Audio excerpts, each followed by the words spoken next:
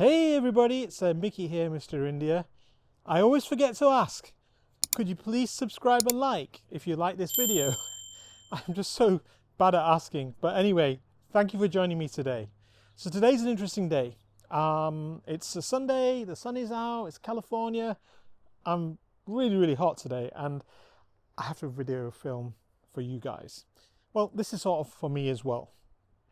Well, one of the things I wanted to talk about is I'm starting to shift my focus, and I've decided that I really want to get into what you call the Youngtimer collection, the Youngtimer cars. In America, you might understand them to be Radwood. And the thing is, just pausing to give you a chance to go straight to the Purosangue part. If you go to 10 minutes and 33, or you go to the chapters, you'll be able to get there straight away and miss out this whole introduction about why I changed over to Youngtimers. I'm sort of seeing everybody on YouTube, or sort of the big YouTubers do like exotic Ferraris and Lamborghinis and all that type of thing. And yes, I love, you know, all that scene. However, one, you know, somebody's done it, somebody's reviewed it. By the time I get a car, it's the same old thing. And there's nothing different about it.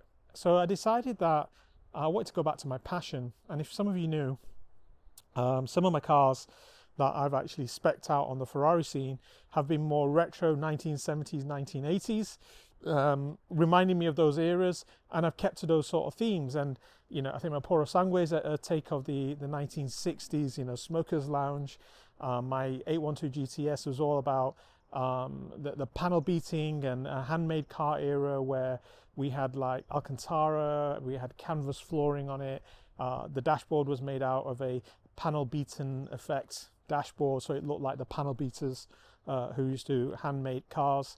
And I'm really much into that era because one, it's my childhood. I'm a child of the 70s. Number two, I'm a car fanatic. And, you know, I'm thinking, well, you know, those cars are harder to find. And when I get them, there's always something good to do on them. Like there's always a project to do on them. Unlike the brand new cars, all you can do with a brand new car is stick a body kit on or put a supercharger on. You have to go one up from the manufacturer. Whereas think about the Youngtimer cars. I'm going to choose to pick the term Youngtimer over Radwood because that's what it's called in Europe. It's all about preservation and it's sort of more eco-friendly, you could say. It's about keeping those cars going longer rather than ditching them, putting them to waste and recycling them in the dumpsters and, you know, buying a new one. So it's all about preservation, it's all about keeping the history, it's about keeping alive those who did some great things with those cars. So Youngtimer is the direction I'm going. And you can see from here, I've got two Youngtimer cars. I've got my 1991 Golf G60 and I've got my 1991 Mercedes 500e. Now both of them are really special cars. They both become very unique. Now the G60 Mark II GTI is actually rarer than the Mark II Golf Rally. They made about 5,000 Golf Rallies, which were the G60 engine, the same engine. But in terms of the GTI body shape, they only made like about 300 or 400 of them. So this is a super rare car.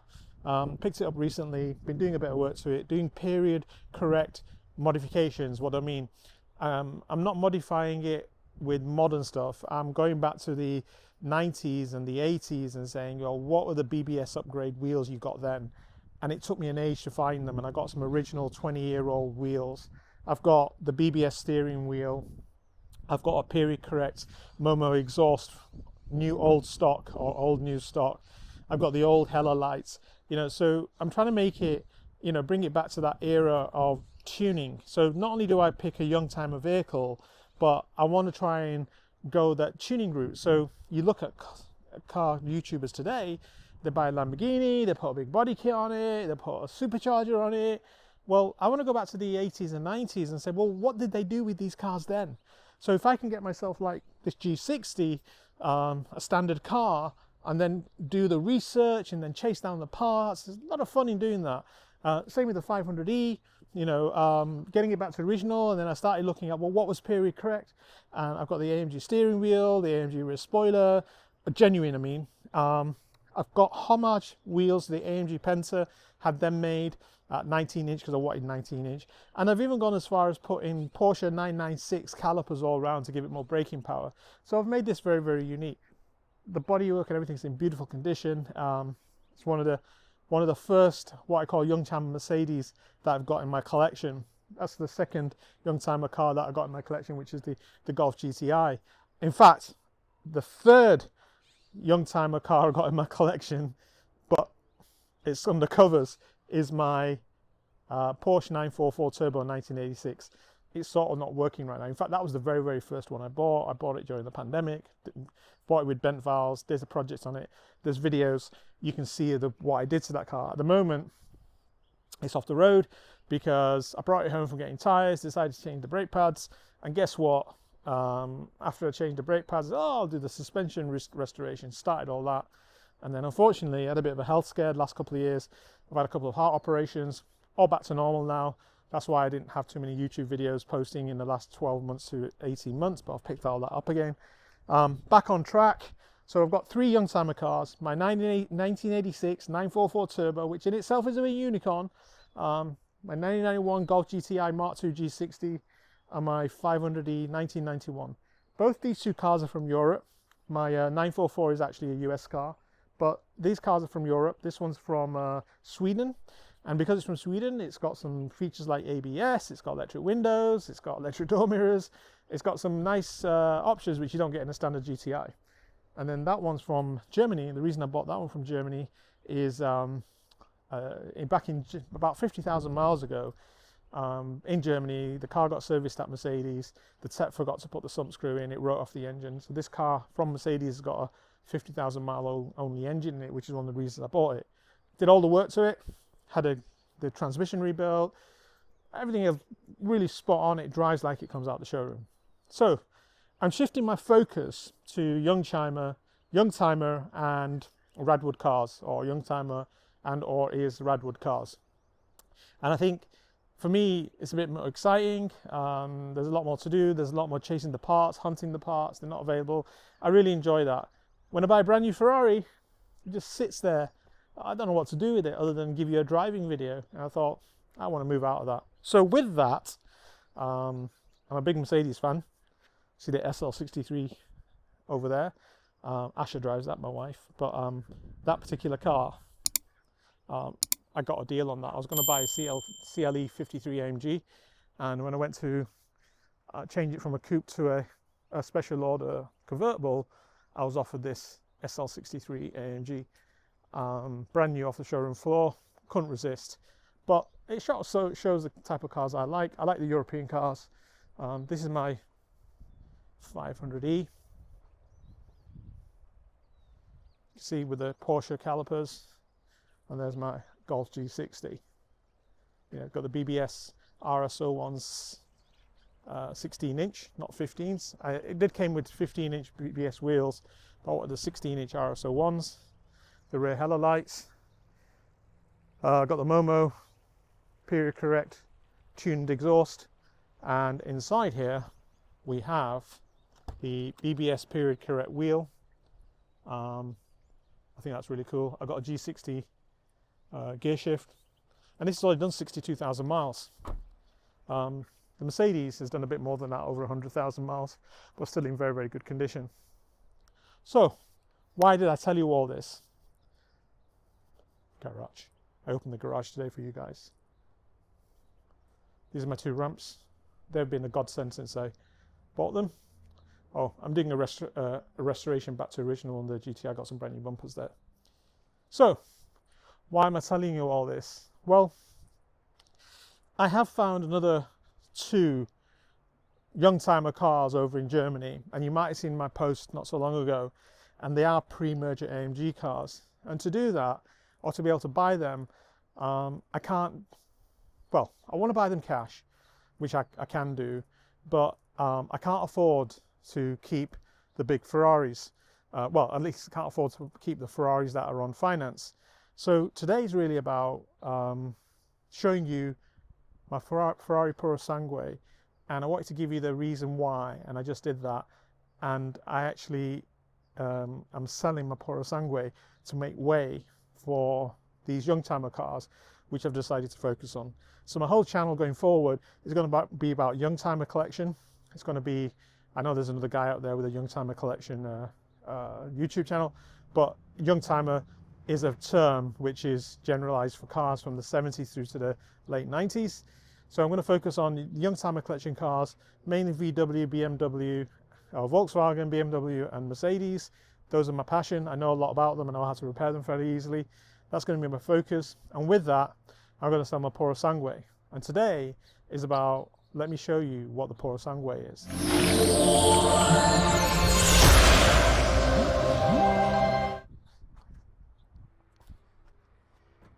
Okay, so behind this door, I put both my Ferraris there. And let's go in and see what's behind the door and show you the Purosangue that I am going to sell. Here we have two Ferrari V12s. You can't get better than this. I wanted to bring my 599 across because that is a project car which I will be keeping, and I'm not selling the 599. It's paid for. I got it cheap enough because it had a lot of deferred maintenance on it, so I didn't pay top whack price for it. It's never been on the market. It came into my Ferrari dealership, Ferrari of San Francisco, to actually get to be put on consignment to sell, but it had so much work needed doing to it. I managed to get shown the car before it went through all that work, and I agreed to buy it off the previous owner through the dealership as it was with all the maintenance work. And for the last year I've been doing a lot of work on it, but the main primary reason I bought that car was to convert it to a 6-speed. And when I first saw the car, the colour is a colour called Avio Blue. You might think it's another type of Ferrari colour, but it's not. It's Avio Blue. It's a historical colour, and it's actually very rare colour on the 599. Only 3 599s in the world came out of the factory with this colour. 2 are in the USA. One's a 599 Aperta. The other one is this HGTE, and there's another GTB over in Europe. Super rare. Makes this car super rare. Out of all the 599s, it's probably one of the rarest 599s out there. It's probably rarer than a GTO because of the colour. It's even rarer than the factory manual because of the colour. And because of that, it's you know, pretty precious to me. So I did some research before buying this car, and I moved on buying it based on the fact that I could actually do a factory conversion. So that's what I did with this car. I actually bought it on the basis of doing not a factory conversion, a manual conversion. I based it on the fact of doing a manual conversion. As soon as I bought it, I did some basic suspension work, which made it a little bit safer to drive. Shipped it up to Austin, Texas, and there's a video about it. And I spent a week there with a company called EAG and put my hand to a wrench and helped them do the actual conversion itself. Really enjoyed that. And today, you know, only a couple of days ago, you might have seen a video, I've actually just finished off the suspension work finally, the last bit. So it's got completely brand new suspension all around. 2 days ago, I went and had the wheel alignment done, and it drives mint. Okay, so it's now coming up to, it is tomorrow. This week it will be July 2025, and the car is going to be being showcased at Ferrari of San Francisco, a special event around manual stick shift conversions, and I'm going to be going down there, I think 12th of July. So if you're around on 12th of July, you'll see me down at Ferrari San Francisco at their event. This car will be there, and we'll be showcasing the manual conversion. So that's a little bit about that car. But the star of today is this baby here, my Purosangue.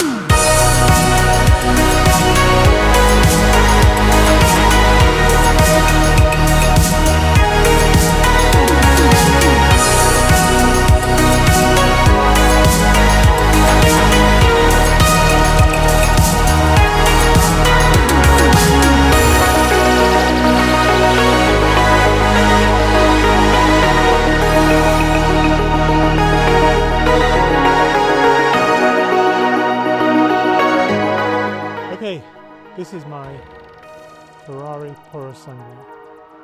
I was very privileged that 6 months before this car got launched, I was invited by Ferrari to place an order for the Ferrari Purosangue. At the time, I just got this call saying I'd been selected for a car. I didn't know the name of the car. I didn't know what it looked like, didn't know what the price was. And now saying, I was told by my dealer, just say yes. So initially in North America, out of my dealership, Ferrari of San Francisco, I was one of the first 30 people who got given an allocation for the Ferrari Purosangue. I probably am, I don't know, the 10th person to have received the Purosangue. I picked it up last November or December. It took a long time in coming because some of you may know, as they released this car, there were some things that happened in Europe which created a need for some upgrades, and before mine was produced, it was upgraded. So this is a 2025 model year Ferrari Purosangue. I spec'd it the way I thought would be really, really cool and give us a 1970s smoker's room vibe. Now, I know smoking is not healthy, but it's not about the smoking. It's about the ambiance of what the smoking rooms brought together. It brought people from different walks of life together, smoking their cigars. So basically, I wanted a cigar room type effect. And I really went with some of the 1960s and 1970s types colors. The first thing you'll notice is the color itself. It's Verde Masoni, and it's like an olive green, but the metallic, it's a multi-layer paint, but the metallic flake in this car is not silver, but it's gold. So normally when you get a metallic colored car, the flake in the paint is silver, but this is actually a gold flake, and the paint option is super, super expensive. One of the most expensive paint options that Ferrari offer, and it's like, I don't know, just under $40,000 for this paint option, but it creates a whole bunch of drama in the car, as you've seen from the walk around. And let me get you close up to the paint so you can see the actual color itself. You can see this is going gold, but it's actually a green. And if I go down here, you might see the green color, but the flake in here is gold, which makes this a very, very, very special green color, Verde Masoni. And in the sunshine, it absolutely sparkles like mad with the green. The other thing I did was, normally these plastics come in an unfinished color, like just plain, or these trims, should I say, not call them plastic, come in a plastic finish. And you can either get plastic or you could have got carbon. And just as I came to the final spec, Ferrari offered to paint these, and we tried to match it as close as possible to the grey on these wheels, which are an upgrade as well. So these wheels, I can't remember what they're called, came with titanium bolts at $2,500. You didn't have a choice about the bolts. You got the wheels, you had to buy the bolts. So the wheels were like a $10,000 option upgrade, and you paid an extra $2,500 for the bolts. The paint was like $40,000. And I think this painting the trims, which came along here as well, and up here, just taking you around, and all these bits here, which were painted. I hope you can see my finger here. I think we got Grigio, can't remember what it was, one of the Grigio colours. I guess that makes sense, it's grey. And all this I had painted, and I think having it painted rather than bare plastic was really a good option to do, because it really made the car look much, much better. That option, I think, was $25,000, something like that, I can't remember. So just in the paint options, I've spent close to $65,000 in just painting all the trim and the outside colour. That in itself is fabulous. The shields, of course, you have to pay for them. I wasn't going to put shields on this car because Enzo Ferrari, if you didn't know, only put shields on cars which are homologated for racing, and this car clearly is not a racing homologation car.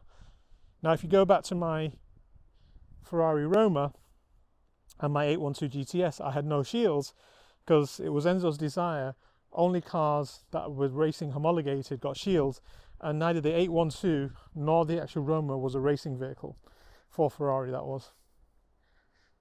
So the paint has a gold fleck in it. We've got this metallic grigio colour, which was a close match to the inner curl of the wheels, and that was it for the outside, which I thought, you know, 65 grand plus wheels, 10, what was that, 65, probably $78,000 on wheels, the paint, just on the outside.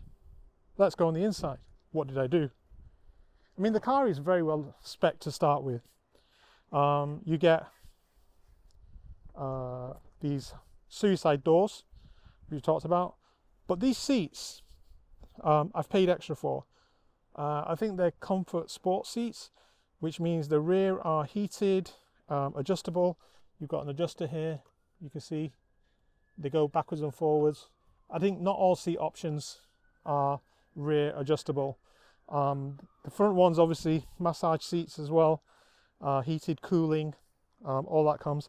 It has upgraded Bose sound system. All Purosangues have the upgraded sound system. You don't have to pay extra for that, but you've paid for it. It's got Apple CarPlay, which comes on into the dashboard over here. You've got the second screen over there, which is standard for the passenger to see. The driver can't see that screen, so you don't pay extra, but you pay for it. The thing I paid extra for was the panoramic glass sunroof, which goes light when you press a button and dark when you press another button. I think that was like a $20,000, $25,000 option. What's interesting, I think when I spec'd it, it was optional, and now I think it's standard. I think so. Can't remember exactly. What else did I do? There's a couple of other things. I went with the seats being half leather, half Alcantara. This middle bit is Alcantara. I wanted a bit of a sporty look. The stitching and the cavalinos, you have to pay for the extra cavallino. I did it in a bronze colour. I can't remember the name now. But the stitching here and this one in a bronze colour, because the top of the dashboards I did in Chocolate to go with the cream. And this is where I start to get the 1960s and 70s cigar room feel for this place. You have the crema seats, which this are, the Chocolado steering wheel, that bronze stitching going everywhere on the top, and all of a sudden you've got this really 1960s and 70s vibe.